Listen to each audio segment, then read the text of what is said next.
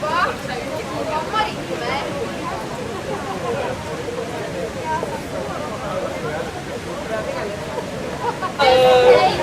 darling. You can take some. This is alcohol in it. If you don't want alcohol, talk to this guy and he will fix you up. Okay? Just niggle, okay? Great. Great start. Thanks, And they're filming the ones that take alcohol.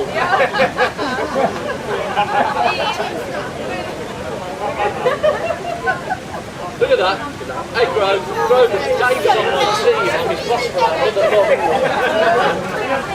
I am your yeah, you're Dave, just the church newsletter.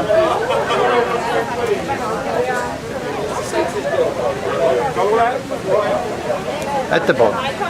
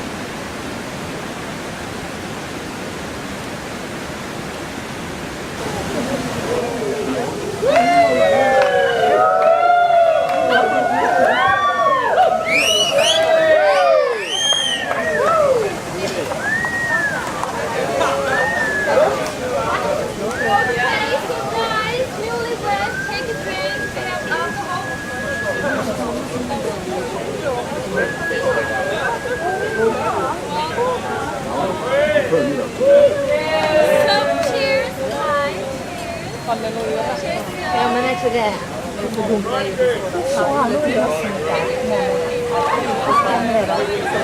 Everybody here can hear us? Okay, so for those who aren't here, raise your hand. Yeah, okay, we're everybody. So, everybody, family and friends, please just want to say thank you and welcome to joining us on this perfectly sunny day to let's keep it up! Now to celebrate this important day for Angel and Matt.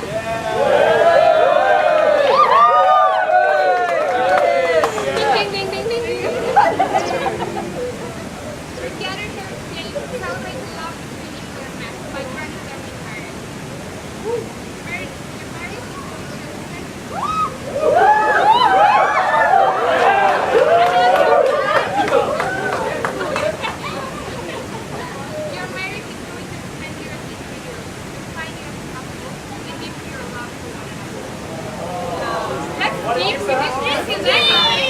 From our hearts. Yeah, but we're not only here to celebrate these two people, but we're also here to celebrate bringing two families and friends together. So, okay, we have to do something, but I see everyone has a glass. Let's try to put it down. Okay. Are you ready? So grab a partner you really don't know that well, huh? Yeah?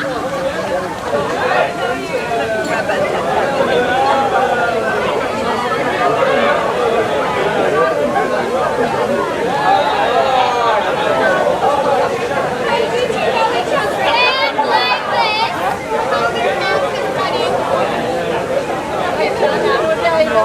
Okay? So everybody has a partner. That's better. Boy and boy is also better, you know? Okay, so you have to be quiet because you have to listen to them. So look your partner deeply into their eyes. Take one step closer. Still look them deeply in their eyes and repeat after me. Fiskebolle og toalettpapir. Fiskebolle og toalettpapir. Good. And then do 2 kisses. Mwah, mwah. This is going to be a great day. This is a great day.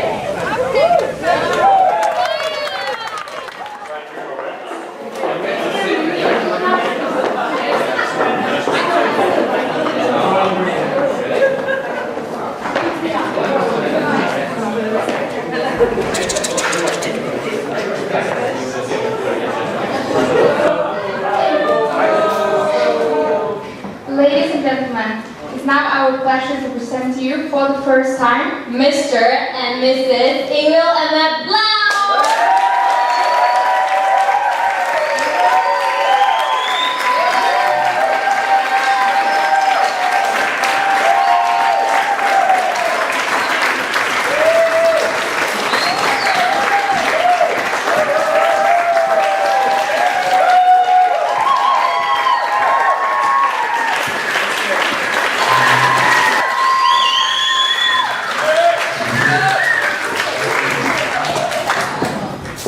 Thank you.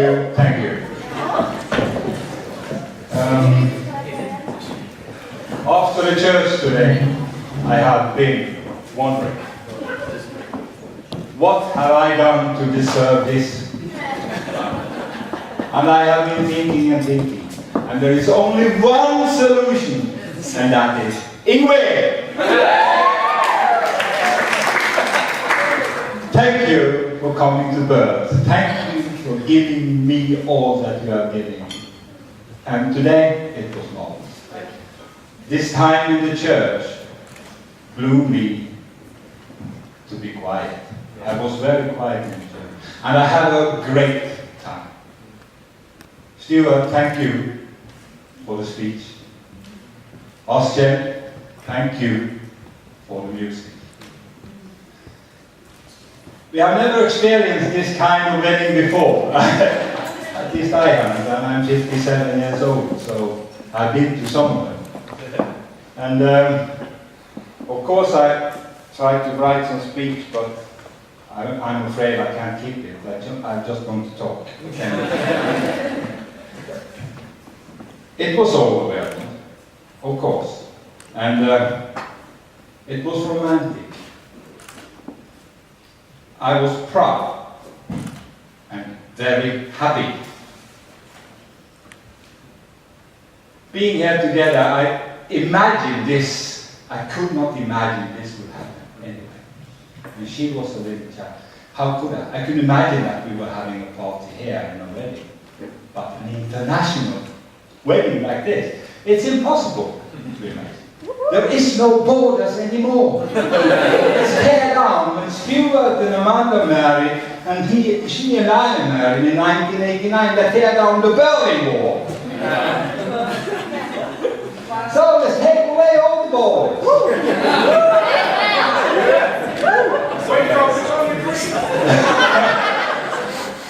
Anyway, I have to take us back in time. There is 2 women, over 80 years old, both of them. The mother of Anne-Berit, the mother of Darlene. They are sitting over there. Karin, raise your hand. Open, open your mouth. Without them, it wouldn't be here. They have in total 15 grandchildren. Wow. Ingvild is the first to marry. It's a great day for them. So I say, let's say 3 times hooray. Hip hip, hooray! Hooray! Hooray! Hooray!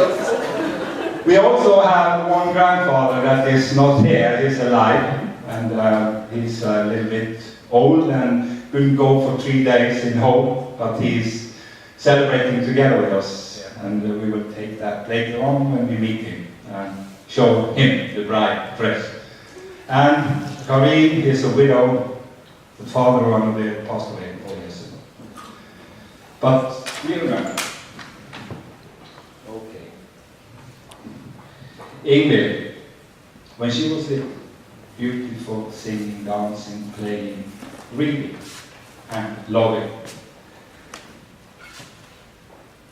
Today she has said yes to Matthew, and we are so glad for that. I come back to you a little later on.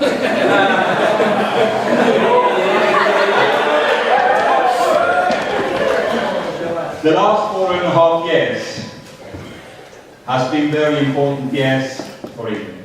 She has been in Australia.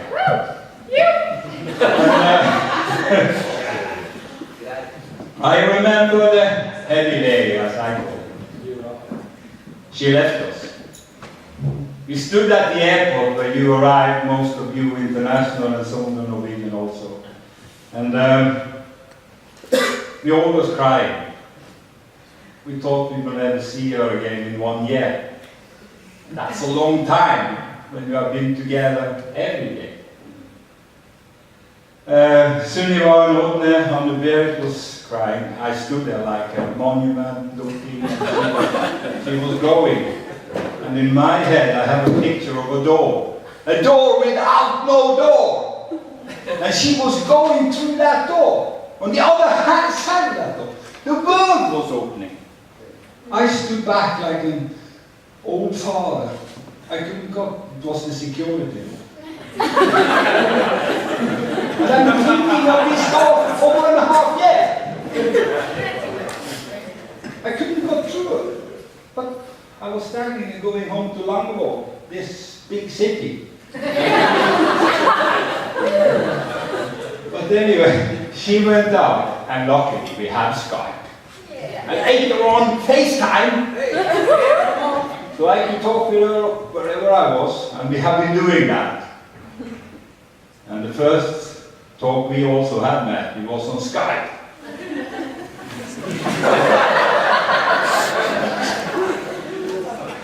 We didn't, I don't know what Hillsong was. Was it the steep hill?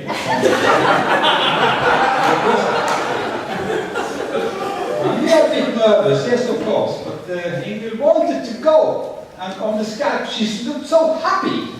So we decided, we go down there. For 3 weeks, we stayed down there in Christmas and New Year. And believe me, Hillsong is really something. We went into the church several times. We were along meeting all these people on the beaches, wherever. Everybody was smiling. Everybody was singing. And that is not what we do in Norway. We do it in another way. We sit thinking. So you have given us so much. Thank you, Hillsong. Thank you, all you are here. We are very grateful for that. We got home a daughter, more mature, of course. She's older. And she's more confident. She's a perfectionist. Look at what she has done here. What she has done with writing all these university stuff that I tried to go into and read. I have to read it 3 times before I understand. But the English is so perfect. She's gained so much in these 4.5 years. And of course she will be in Europe, hopefully. Amen.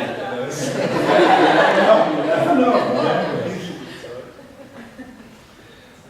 Okay. 2.5 years ago, she came home. Before leaving, she said, "It's a boy." She didn't say anything. Where is he from? Huh? We'll see. 2 weeks later, I got the telephone. We are together. We have been dating! So, and I know that she is deeply engaged in other people all over the world. And now she met the boy in Australia. Okay. Matthew, you took me and the other family last storm, already on the sky.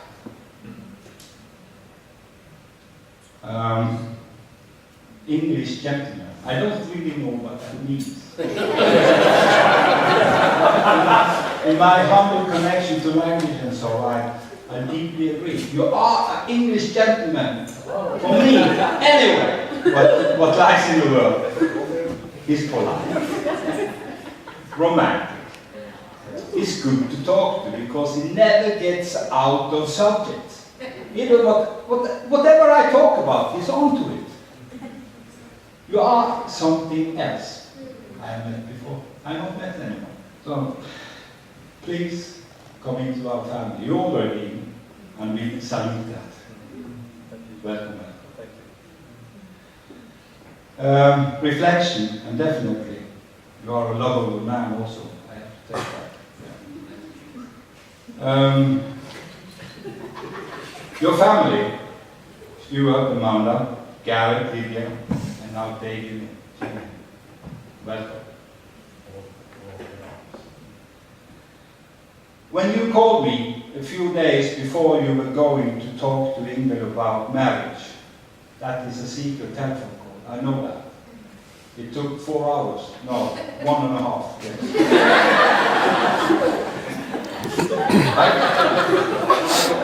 I asked you one word. Togetherness. What is that meaning of that word? I thought it sounded so good. When they come here, we can be together. But not only geographically. And I asked him, can we also put this into our minds? That we think of each other and can be together then? Yes, of course. So I say to you also, let's be together. I started by saying this, imagine this stuff with John Lennon. But anyway, there is another thing, another music. He also has a splendid melody. I called them and said, every time I hear that, I think of you. And that is, heal the world. And I feel this couple, from what you have been writing to them on the Facebook, they make a difference. And I really believe they can heal the world. Yeah. Michael Jackson is the guy that we're talking about, but this is something to sing for us. So please play that tune and think of this married couple. And I say, cheers for England and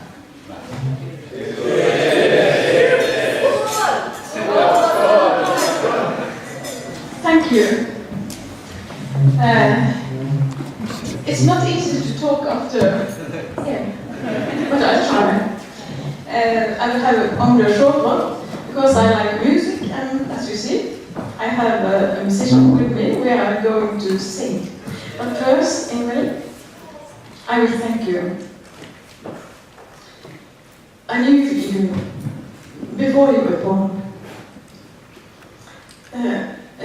My first pregnancy went to abortion, and when I got you in my stomach, I started to bleed again, and I prayed, please let this child live, and it will serve you. And you really have. When you were born, you were a joy and a pleasure from the first moment. And at school, you were something on your own. A teacher asked in the class, what make you glad? And the other said, I got a new doll. I got a new dress. Ingrid said, I am glad for life. And And then she grew older. I've been with you, I feel, all the time. You played music in 5 years. It was a pleasant moment every week, together with us. You were dancing, you had lovely friends, you were very joyful, always. You went older, and I feel like it was something a challenge for me, to be with you, but in a way that was right, and I saw you were slipping through my fingers. That was not easy. And when we went to Australia, I bet you were, it was a black day. But even though I felt that you were near me, and only some months after you're gone, my father were very ill and he died. And just a week before he died, you came. And I was struggling. This was very hard for me. And you just came. And it was like a candle in the room. You sat down with my father, took him in the hand and smiled, and said to him, "You're safe. Grandfather, you're safe. Let's play big music. Let's play us jazz music." And I saw him smiling. And you got strength to me and to the rest of the family. Thank you, Ingrid. You are really something. And you are very deep, and I feel we are very close and there we can discuss. And when I have my darkest time, it's you that make me lighter. You are a candle. Yes, this is personal, but I feel for it. And no, I will thank you again. I feel that I'm not losing you. So I thank you for giving me another son. And I feel that it's not only a son, it's a whole family. Yeah, and a lot of international friends. Thank you all for coming here. I'm so glad you come here. And it has been such a pleasure being together with you over a week. And I already miss you when you're not here, but you will be with me still.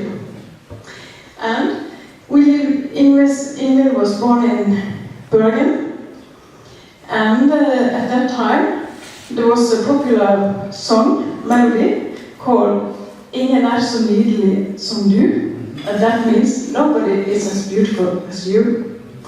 And I'm even beautiful both inside and outside. And there's a man who sang this song. He was from Bergen, yes, called Tor Andresen. He said he was on a holiday today, but I got a reserve, and that is Pete Christiansen. He will join me, and now I will all of you to sing together with me. It's not, it doesn't anything if you cannot not understand, but you know that this is about her and her beautiful inside and outside. So try to sing. It's a good opportunity to learn more Norwegian. It will be Norwegian, but you try.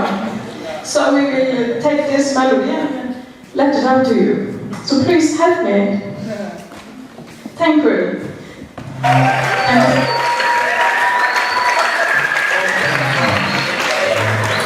I didn't quite flying kicker. It was more of a roundhouse. So specify. Hello and welcome to all of you friends and family. First of all, I'm Gareth, Matt's brother and the best man. I hope you are having a wonderful day. What a setting, right? I don't think any of us have been to many weddings in more of a beautiful place. I want to say thank you first and foremost to all of those who travelled so far, friends, and even if you just travelled down the road, good job PD from all the way over in the States. And you guys, that's a huge thing. I'm sure Matt and all of us as family really appreciate that. So, as the best man, I have the traditional privilege of thanking the bridesmaids. Therefore, I want to say a huge thank you to Madison and Lydia. And Sunita, Helena, and Navaya, you're a hero. So thank you so much for all the preparation, everything you've done for this day. I'm sure it wouldn't be the same without you, and you all look beautiful. I'm sure we can agree. On which note, I think that there's only one more person who would look more beautiful than that, and that would be our bride, Ingrid. Let's just say, what the crapper? You look so good.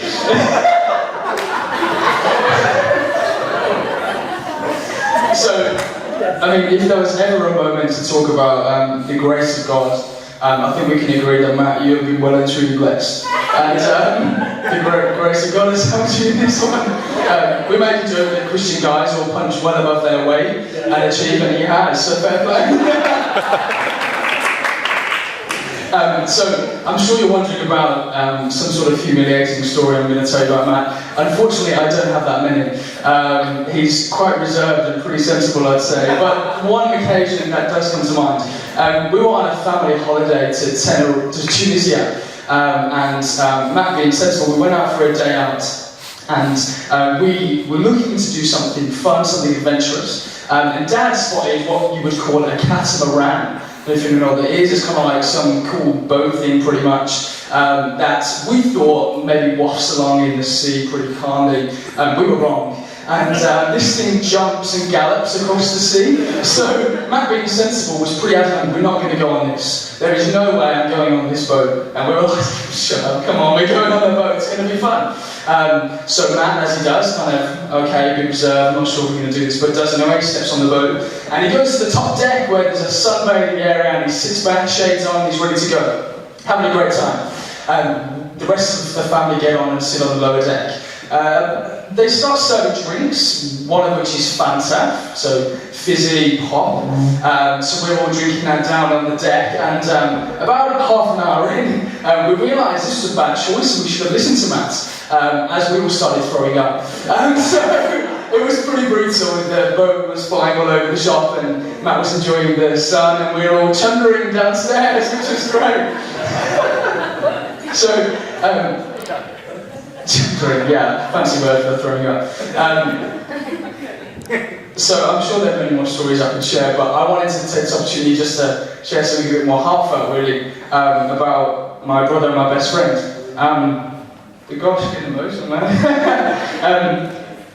On behalf of me and Lydia, I want to say thank you for always being there to listen, being continuously committed to help us, laughing with us, putting up with us, silly sixes, guiding us through every challenge and loving us no matter what. Thank you for, and I'm not ashamed to say this, the immeasurable way that you display Jesus in your life.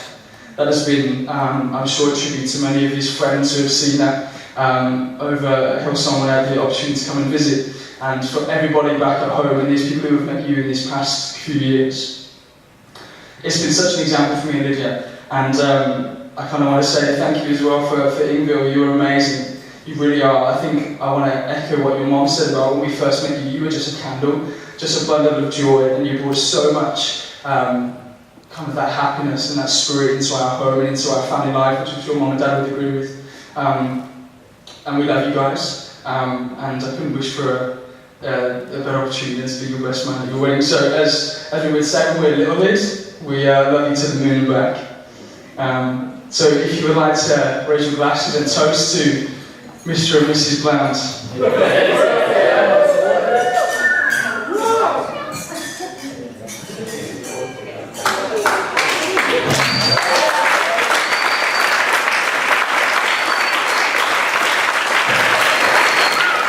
I would just like to clarify really quickly. It was primarily Ingvild who earned 750 kroners last week. 850 rather. She took a, what do they call it? A blockflute, and we dressed her up in a pink cowboy hat, and she had a tutu on, and we put her in a shopping cart, and we walked around downtown Ålesund, and we asked people for money, and it was brilliant, and they gave us money, which was, I think, the most amazing thing I've ever think that happened that evening. So, as the girls said, my name is Madison. I am incredibly honored to be your maid of honor today. And Ingvild and I, like the girl said as well, we were roommates for 2 years in Sydney. And I remember when we first met, I met Ingvild and I weaseled my way into her life because I didn't have very many friends. And she had more friends than I did, and she was an amazing person, and I was like, I want to be this girl's friend, so that I actually have friends. And then we became really good friends, and it was awesome.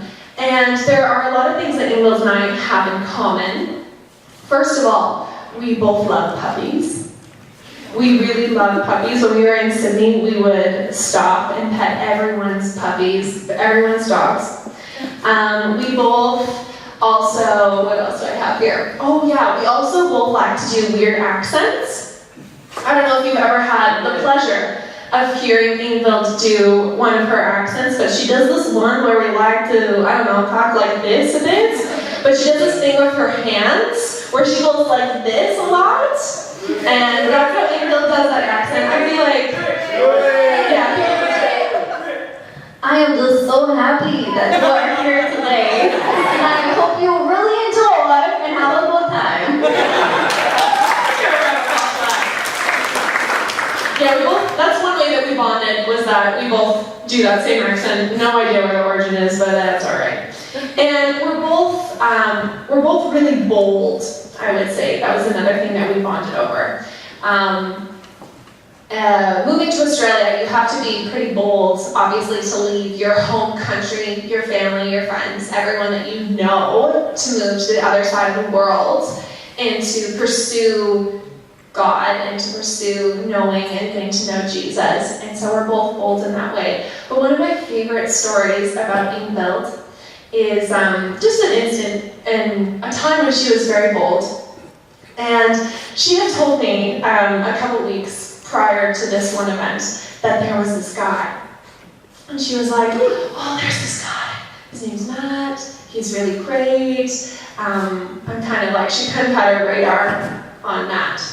And then one day we went to church, and Matt was standing in a group of people. And before we went to church, Ingvild told me, she was like, oh, actually I can't remember what she said, but it doesn't matter.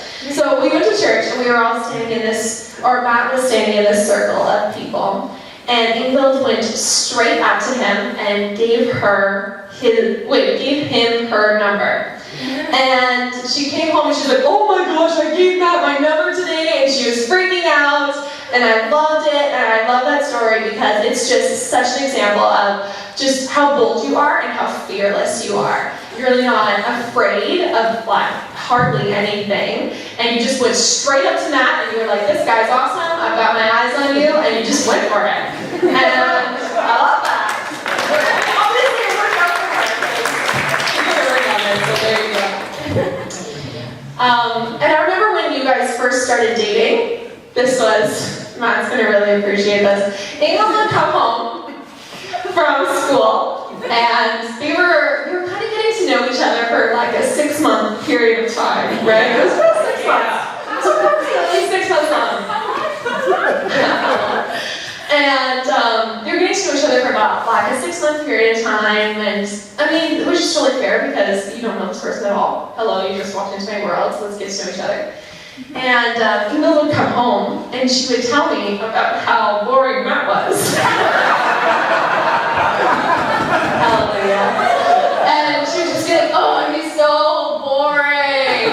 And she'd be like, oh, I don't think this is going to work out.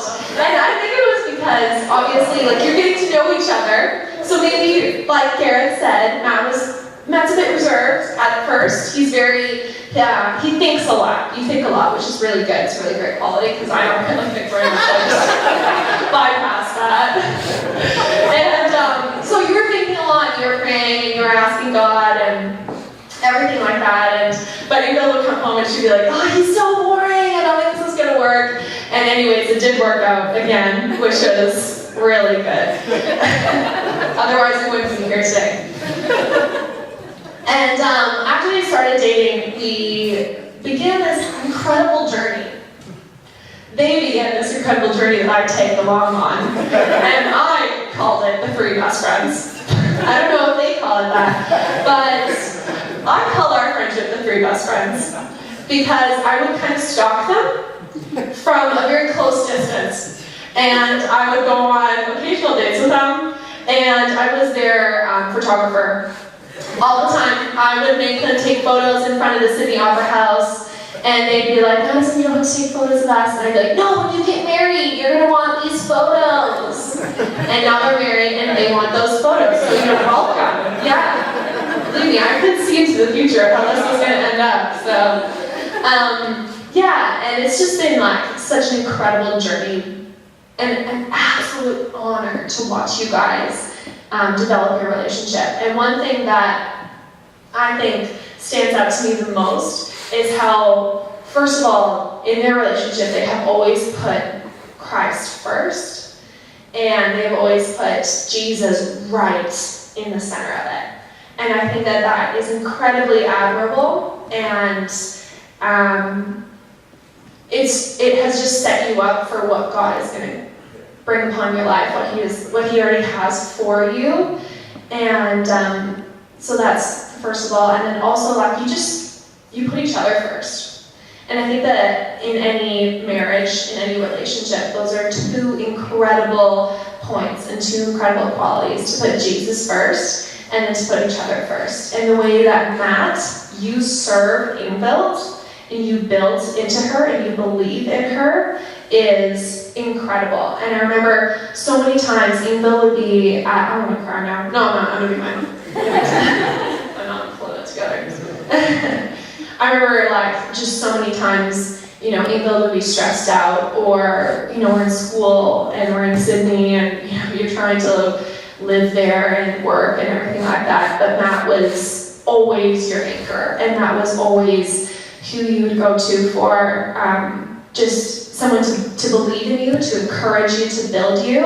And those are the qualities that she's going to need, and likewise for Ingvild. Like, Ingvild always believes in you and will encourage you, and those are the qualities that you guys need for each other. And you guys exemplified that, and I had the honor of watching that while you were dating, and I'm confident that that will continue to build and increase as you continue on this journey together throughout your life. But there are just 3 classic little Pentecostal point here. Here we go.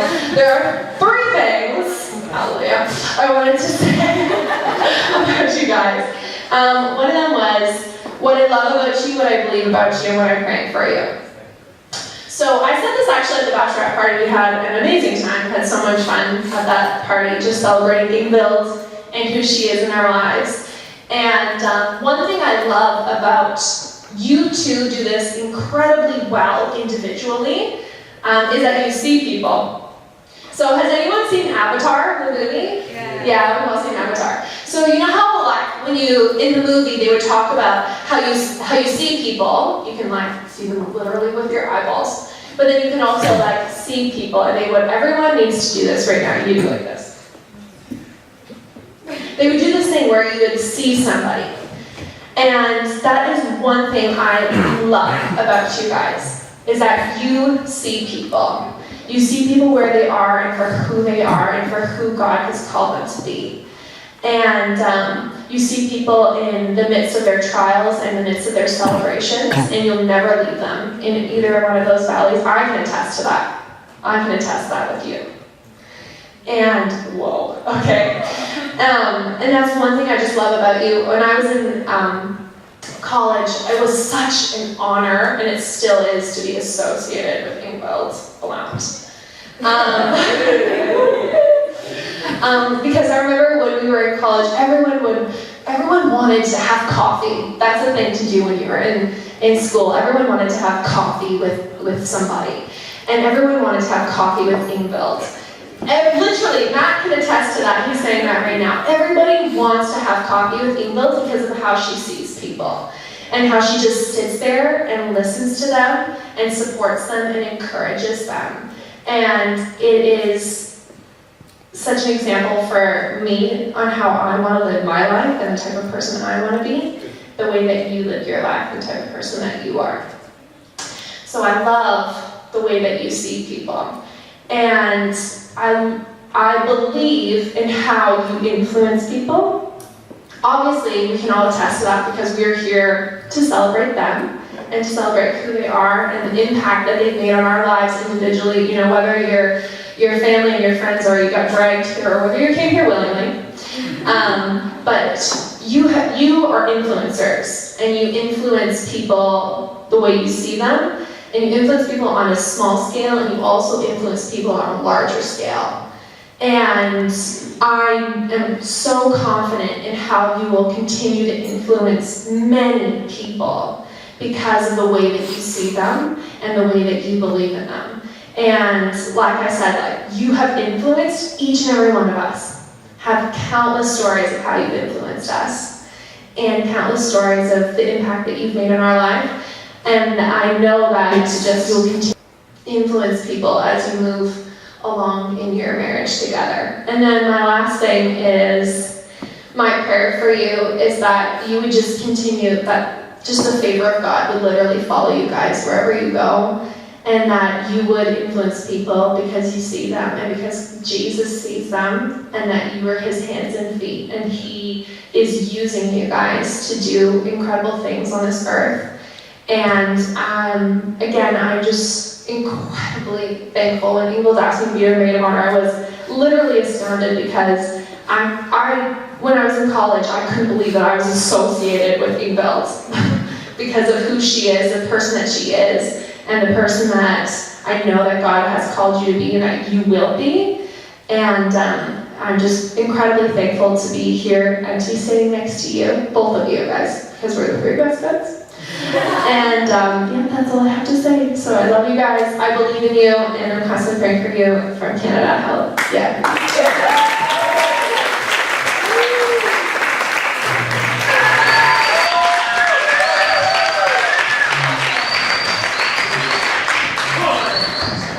do you follow that? I don't know. Well, I've just got a few things to say. I'm going to leave a lot of the words, obviously, to my husband. But I just want to say thank you, a big thank you to Donia and Anna Berrett for your hospitality and generosity. We just feel we belong to you now. We really do. We've only been here a week, but we feel we fit in. So thank you so much, and you've treated us so well and fed us so well and took us everywhere. So thank you so much. We're really grateful for putting on an amazing wedding and arranging it with Matthew and Ingvild. You know, that is an amazing, wonderful occasion, and we would never forget it. So thank you so much. And also to Mum and Dad, Gran and Grandad, for being here, and for all the friends, all of you that travelled. Oh, sorry, if I took your words. Sorry, love. I was going to the toilet now. Well, you can't go to the toilet, love, no.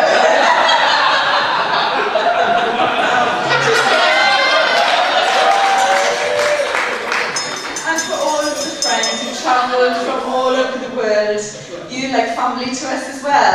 A lot of our family couldn't come, but thank you for stepping in, and we feel like we're mum and dad to all of you as well. So thank you so much.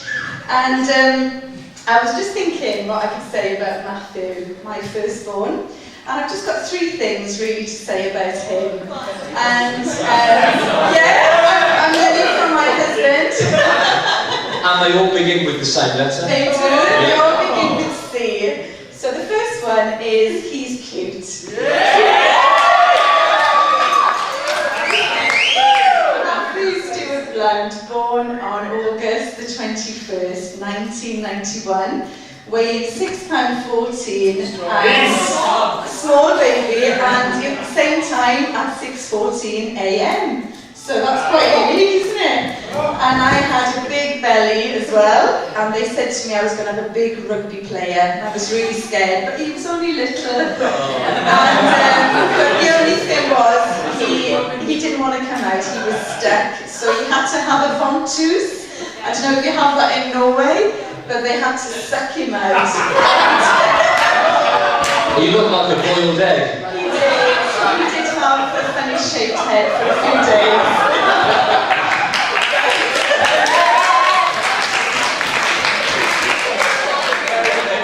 But you know what, we fell in love with this little bundle of joy, and we became devoted doting parents to Matthew, and we read every book, every parenting book to help look after this little boy.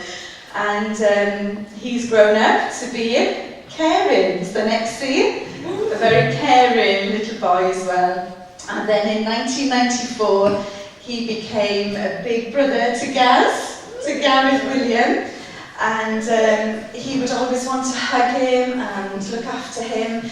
But then some days I'd be trying to make dinner and he'd be there trying to pick him up, and he was only 3 and he was there loving him, and Gareth would be crying. And I was saying, "It's okay, Sam, please put him back in the cot." I was a bit worried about him. And then another story was when they went to a birthday party just up the road, and Matthew ran home saying, "Gareth is screaming, the bone is sticking out of his leg." Oh, like, oh no! What has he done? And Gareth had a spiral fracture in his leg. And Matthew was a protected brother again, coming to the rescue. And I was pregnant with Lydia at that time. So he was really helpful again at that time. And then the next thing I want to say is that he was a shy little boy, but his confidence for the last scene has grown tremendously. As a little boy, he started walking at the age of 1 when some friends of ours had a dessert, and he just got up and he walked because he wanted that dessert. Just like his dad.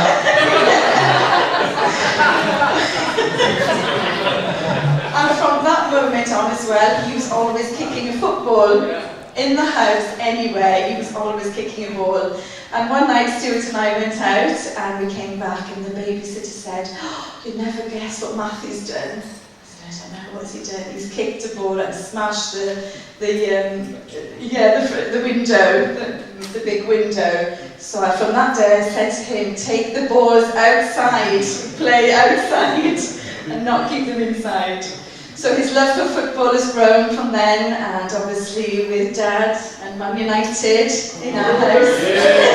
Yes, his passion for that has grown. And also I wanted to encourage them in music. I said, "I know it's good to have sport, but I said it'd be really good to have music." I was worried that as boys that they wouldn't be interested in God and things, that sport would supersede that. So I said, "Why don't you learn an instrument?" So I encouraged them in piano, and Matthew did really well in jazz, and Gaz as well. And he used to play in school at concerts, and his teachers would say, "Oh, Matthew, I'm really surprised." And Gaz, "Really surprised, how good you are." And then he started playing at church and in the youth groups, and we could just see his confidence growing so much. And today he says, I'm so glad that I made him practice. But we let Lydia off in that one. She doesn't want to do that. Yes.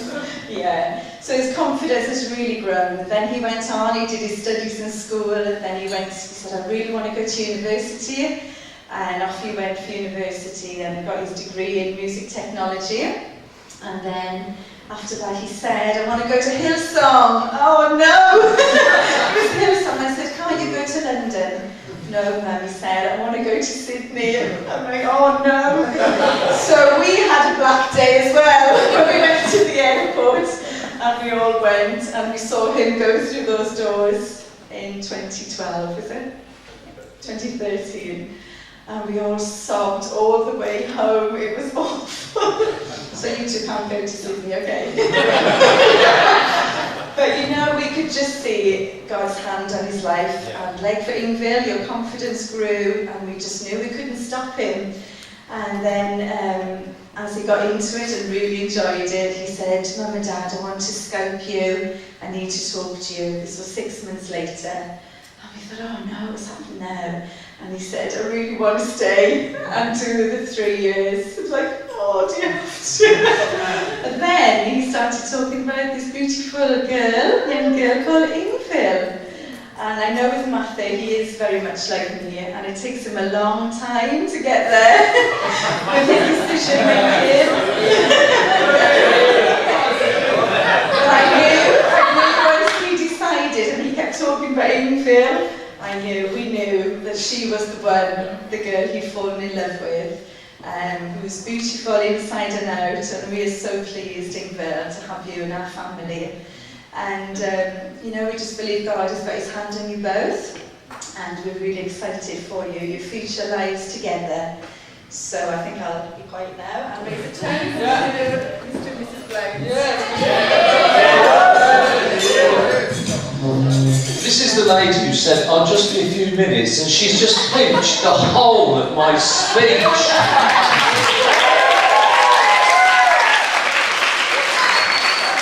But if you think that's going to mean I'm going to be quiet, then you've got another thing coming. There are a few things I might just reinforce, a few things I think I'd like to add to what Amanda said. I'd equally like just to extend a massive thank you to Doginga and Anna Berry for the amazing hospitality, and for Odna and Sullivan and the family. You're just amazing people. Doginga, one of your sister-in-laws described your dad to me yesterday in conversation. I want to say which one. And because I said I've been to see your father, the privilege of meeting your father just a few days ago, and told me how much you're like him, how kind you are. We have been astonished how much both of you just wanted to run around and make our time here so special. It is utterly memorable. I always thought my favourite Norwegian was Ole Gunnar Solskjaer. I'll go there in a moment. But that's changed now. Of course, it's now Ingvild Blang, closely followed by you as a family, and also to your brothers and sisters, and to your mums and your siblings and family that are here. You're wonderful, and I think that Liv and Ruth have done a fantastic job, I must say. And thank you for making our stay so special. I also, along with Amanda and Gareth, because they've been reading my notes when I was sleeping, and we say thank you to everybody who's travelled. We know it's a huge sacrifice when you've come such a long distance, and we're so grateful because many of our family couldn't be here for a variety of reasons. We're so grateful, and I want to particularly thank those who come from the UK, because they're kind of like nephews and nieces to us. We've watched them grow up over our wonderful journey at the church we've loved and served for so many years, and we're really, I told them earlier, we were so excited waiting for them to come and to have the guys here with us. We're really, really thrilled. You know, ever since we met Ingvild, we've grown to love and appreciate who she is. So we're so delighted, I'm delighted, as father in the house, to welcome you formally into our family today.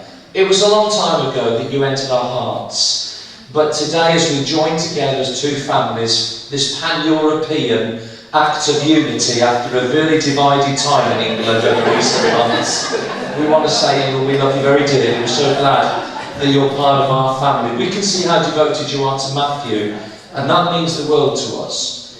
Because as parents, you have aspirations for your children, all of us do, and some of them are unrealistic maybe when they're little and you think about their futures. But for Amanda and I, our aspirations for our children have always been very, very simple. We wanted them to love God deeply and follow him closely, and to meet somebody who loved Jesus more than they loved them.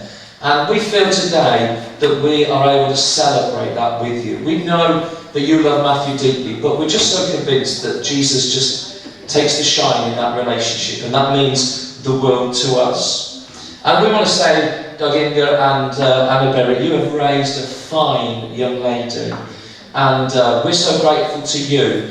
She's wonderful, she's beautiful inside and out, as Madison said, and we share in that celebration of Ingvild today. But we want to thank you, as from parents to parents, for how you have loved her and supported her, especially as we can empathise with you on what it's been like to have this long distance relationship with your child. We just applaud you and commend you today.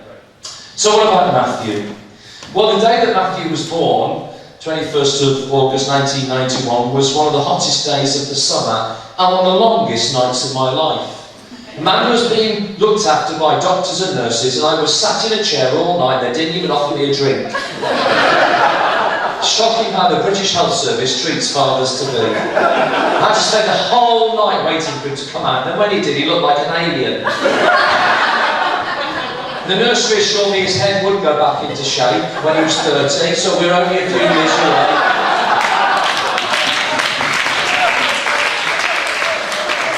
That wasn't on the script, but she stole everything else, so I'm just going to do it.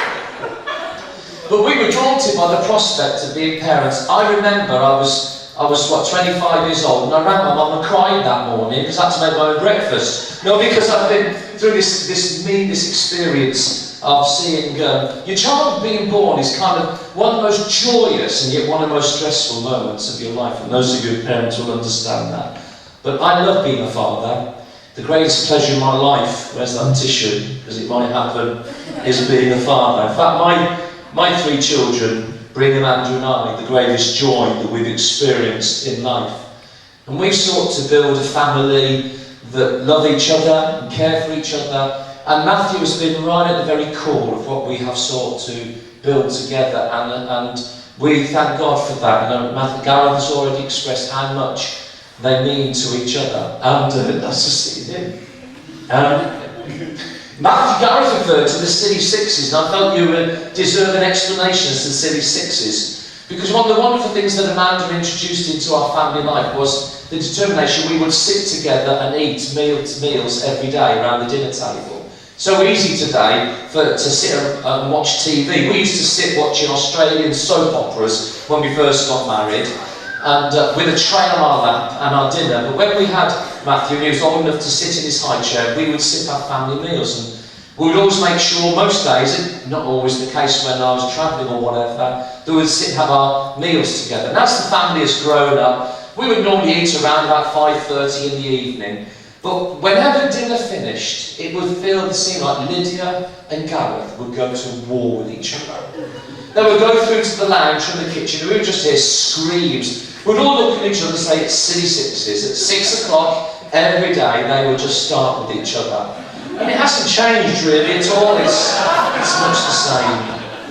But Matthew has been such an important part of what we've sought to build as our family together. He is Mr. Sensible, and in that way we're not so alike. He's much more like his mum. He's more thoughtful and takes his time to make his decisions. He doesn't do things quickly, as Ingrid is finding out very rapidly. He ponders and thinks deeply, as you've already heard. But when Matthew's made a decision, he's utterly committed to it. He's already done the thinking, and he's absolutely committed to that. He made a decision. He wanted to go to Australia to study, and he did it. And in terms of his relationship with Ingrid, I can assure the Sandvik family and the extended family here today, he will be committed utterly to her well-being, completely. And I hope that brings you some reassurance, as Ingrid already expressed earlier. We always knew that once he found the love of his life, he'd be utterly devoted and committed to her, because it's a hallmark of who Matthew is. Being a dad for the first time brought a whole new experience and fun and joy into my life, and the simplest of little games seemed to bring so much joy. Like when he was really, really little, and we'd play hide and seek. And so I would cover my eyes and I would begin to count to 10. And Matthew would toddle off. He was only very little, it was when he was 20. He would toddle off to find somewhere to hide. And a little bit like these curtains, we had some lounge curtains that went from ceiling to floor. But he would always end up in the same place, behind the curtain, with his little feet sticking out from the curtain. So I had to pretend I didn't know where he was to find him. But Matt is somewhat less predictable as he's grown up, and keeps us guessing on occasions what's happening in his life and where he's heading. We only found out about Copenhagen a few months ago, and that's just part, I suppose, of being a parent and understanding he's making his decisions now. We shared a love for sport, and I loved watching him when he was growing up playing football for his school, and I used to go so often that the head teacher, the football coach, would get me to referee or run the line on some of the games, and I made sure he supported Manchester United, as I had done many years before him. We used to have some great sporting moments together. We would play football and cricket in the garden, which caused some difficulty. As soon as Matthew could hit the ball hard enough to clear the fence, there would be innumerable amounts of balls that would go over the neighbour's fence, and he would return them with a few expletives on occasions because he wasn't very happy. Unfortunately, as he turned a teenager and I turned 40, his skill increased and mine vanished, and so we didn't kind of get on so well in terms of football because he could beat me. But I do remember the night, Manchester United won the Champions League in Barcelona. And a certain Ole Gunnar Solskjaer scored the winning goal. We, certainly as a Liverpool fan, I would just suggest that. We jumped around the room together, and that's not quite like Matthew. He's not so demonstrative as I am. And we've had great fun in those times. But most important to Amanda, as I draw to close, has been encouraging Matthew and Gareth and Lydia to discover the wonder of God for themselves. And watching Matthew pursue God has been one of the greatest joys of my life. Amanda and I have known throughout our journey the thrill and the challenge of a life given to serving God and His people. We never sought to force that on Matthew. I'm not one of those people who might have been a police officer and wanted my son to be a police officer. I know the challenges and what it can cost in family life and at a personal level sometimes to lead in what is not just sometimes a challenging role, but in the spiritual conflict that can exist around Christian ministry. And that's always a side issue for me, because God always equips those He calls, and we've seen the equipping of Matthew's life and the stirring in his own heart and life to pursue the purposes of God for his life. And we're excited for your future. We know it's filled with some uncertainties, but we know it's a great life and has great fulfilment. And you can be sure, both Matthew and Inga, that we're right behind you. We'll always be there to support, advise and pray for you, whatever your future holds, even wherever your future takes you. And so we raise our glasses to you, and in particular I want to say to you in the words of a certain Brian Houston, the best is yet to come. Thank you.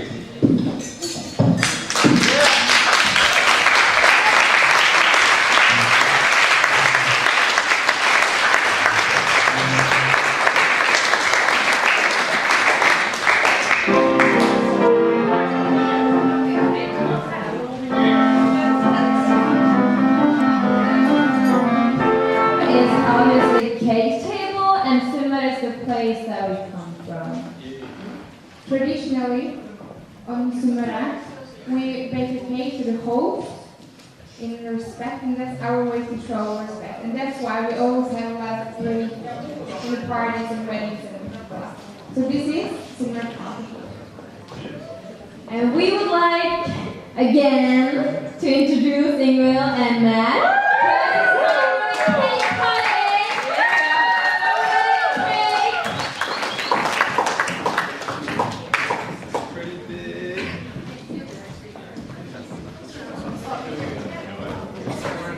I will. Always get extra minutes.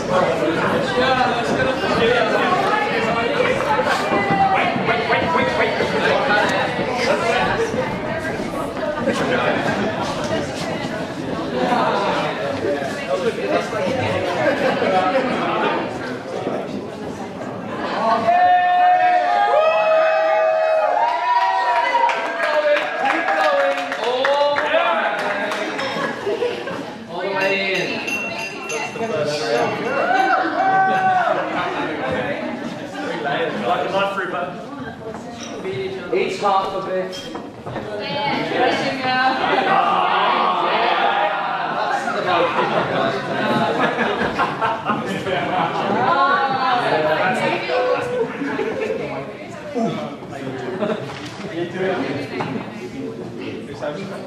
Are we taking this whole thing? Yeah? What do you think? Oh, what's up with cake? Everybody else.